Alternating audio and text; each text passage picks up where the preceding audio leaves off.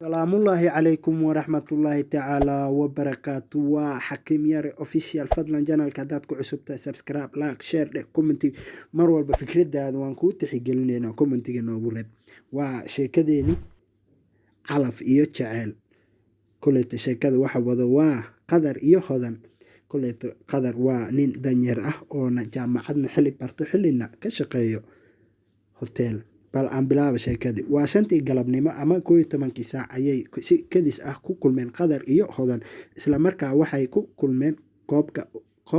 goob hotel ah oo qadar ka shaqeynay jiray wuxuuna ka ahaa waiter ama mudallab saa u taqaanin ama waiter mudallab kuleeto waa garanaysan qofka marka muqaayada soo gasho wax laga dalbado qadar wuxuu ahaa wiil aad u wanaagsan wuxuuna kamid ahaa ardayda loogu jecel yahay jaamacada qadar wuxuu ahaa bulshaawi ama xadraawi ama nin furfuran nin bulshada jeceshan qadar waa danyar balse kama muuqato oo qadar qalbiga ayuu taajir ka yahay qalbiga ayuu qani ka yahay qadar gelinka hore wuxuu tagaa jaamacada gelinka dambeetana wuxuu ka xoogsadaa hotelka hodan marnaba kama aysan fileen inay halkan oo kale ku aragto balse waxay uu ku shuucday ama la ku qanacday sida uu iskugu kalsoon yahay uuna u ilaalsanayo shaqadiisa iyo waxbarashadiisa inkastoo markii hore qalbiga ay iskala hadashay ay istiraahday qadar amu iska ka qarinaya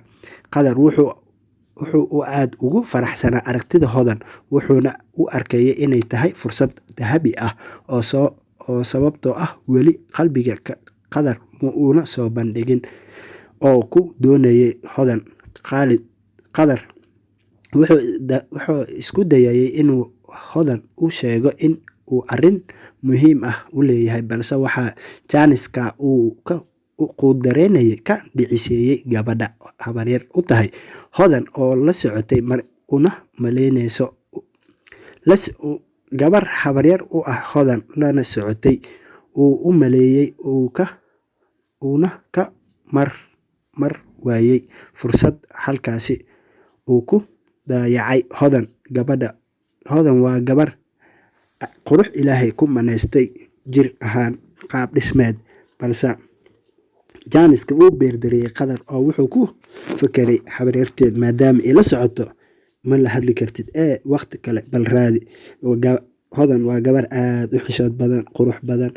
ilaahay heebad ku maneystay bal inta aan ku ekeeno la soco qaybta labaad ee sheekada kuleeto sheekada waa sheeko tixanaa xiiso badan ayay leedahay sida wada ognahay sheekooyinka jacayl markii la dhaho marar qaar waxa aadoo ka sheekeynay ayaa arkaysa ina xooday